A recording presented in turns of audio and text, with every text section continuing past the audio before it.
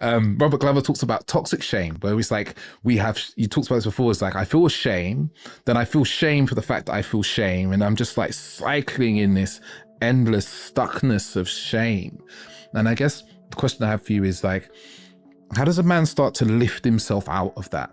It's a great question. I think it starts by understanding the root of that shame. And, I alluded to it earlier. As children, we're vulnerable and helpless. And so our primary survival strategy is to stay in connection and in favor with our caregivers, obviously. And so any part of ourself that threatens the connection to our caregivers, we're going to repress, we're going to deny, we're going to disown, and we're going to conclude, understandably from the child's point of view, that that part of us is bad, it's shameful, because they don't really have a conscious mind to bring context to a situation like the way an adult can. So they're sort of narcissistic. So everything that's happening in their environment is really about them. If my dad leaves, it must have been something that I've done, because I can't really comprehend that my parents are not getting along, and dad leaves, that's painful. I'm confused, I'm scared, it must be about me. And that really is that false conclusion that the child draws is really the origin of shame. And it happens unconsciously. And so when we become adults, we don't really even know that it's there. It just makes itself manifest in our lives and creates problems for ourselves, mostly in that we're unable to assert ourselves fully, we're unable to express ourselves fully